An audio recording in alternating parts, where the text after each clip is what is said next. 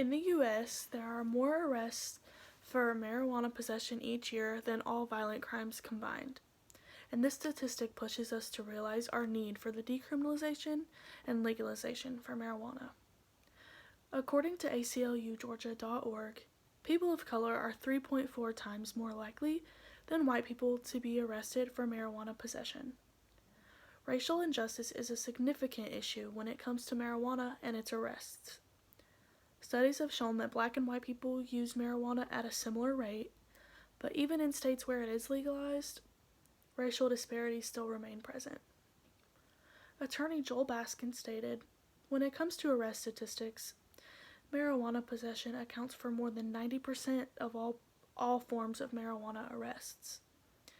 Georgia ranks 6th in the nation for marijuana arrest drug charges." As reported by PeachtreeNormal.org, in 2010, African Americans accounted for 64% of all marijuana arrests. So, this is obviously a great injustice for people of color, but there are ways to improve these statistics.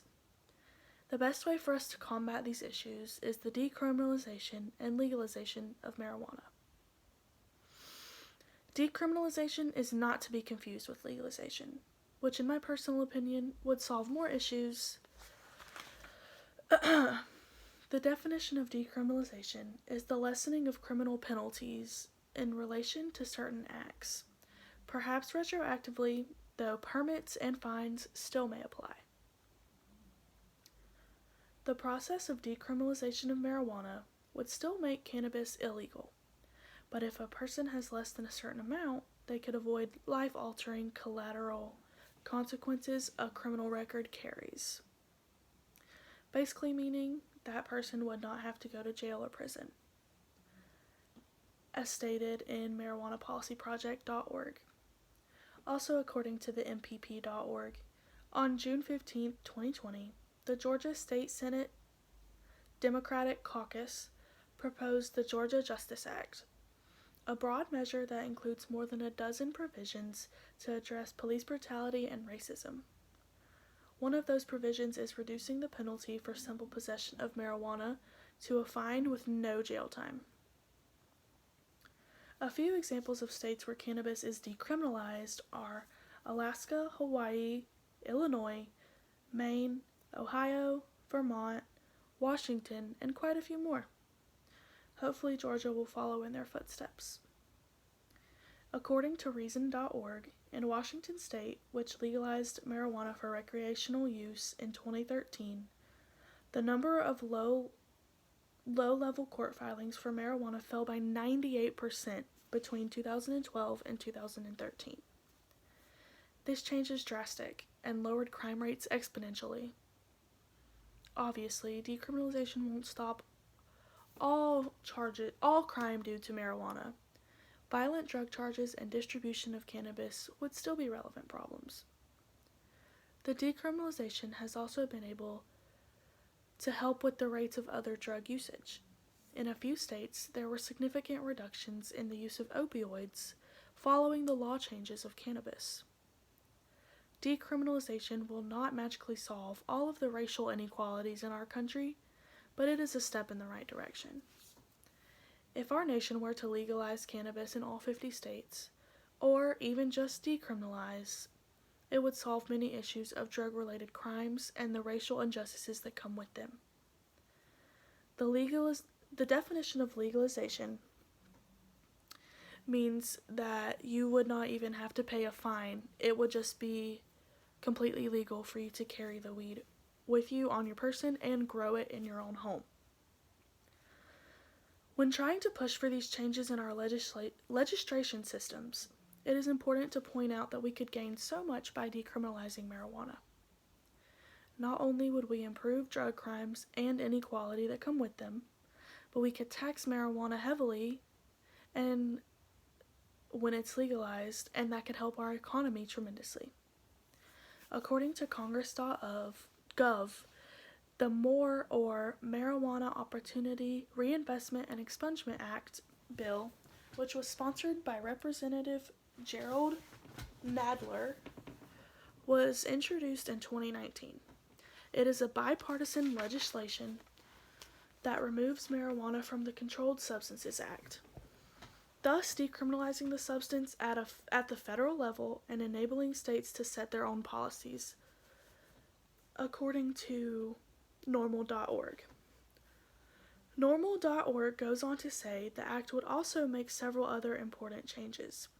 For example, it permits physicians affiliated with the Veterans Administration to make medical marijuana recommendations to qualifying veterans. And it incentivizes states to move ahead with expungement policies that will end the stigma and lost opportunities suffered by those with past low-level cannabis convictions. The bill is to be voted on this year after the November elections. Speaking of the elections, many more states have come around to legalizing cannabis. According to Esquire.com, here's the full list of states where marijuana is legalized: Alaska, Arizona, California, Colorado, District of Columbia, Illinois, Maine, Massachusetts, Michigan, Montana, New Jersey, Nevada, Oregon, South Dakota, Vermont, and Washington. Many of these states still have regulations on how much cannabis you can have in your possession, but this is a huge step in a great direction. With all of this being said, I believe that whether you are pro-marijuana legalization or against it, we can all agree that safety is a huge priority. With the legalization of marijuana comes much more responsibility.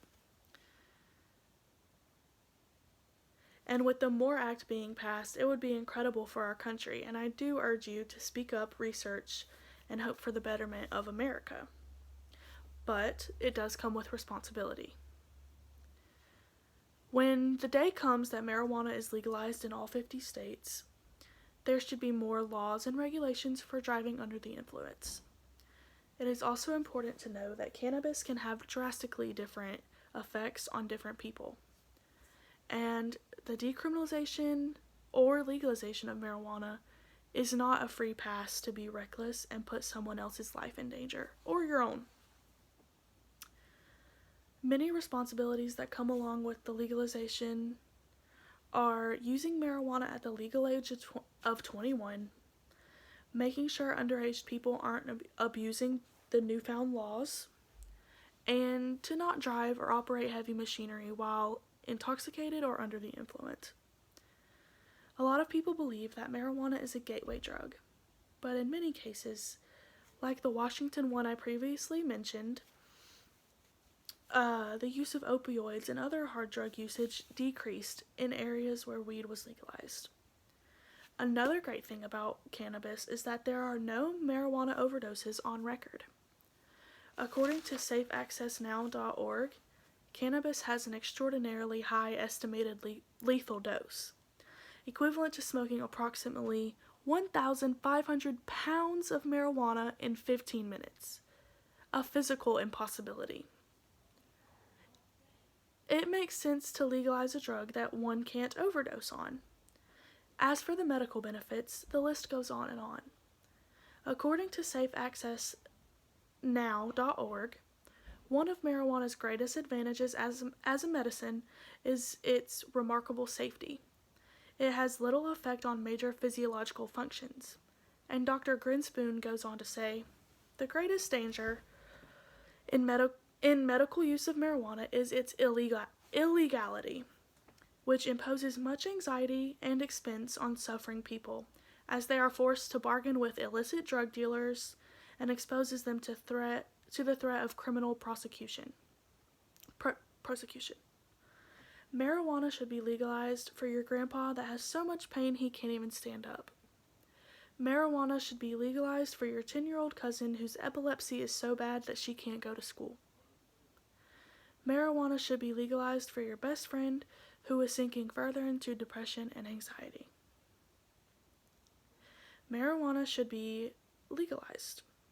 Use your voice and fight, and make sure to register to vote in the upcoming election in January for the runoff.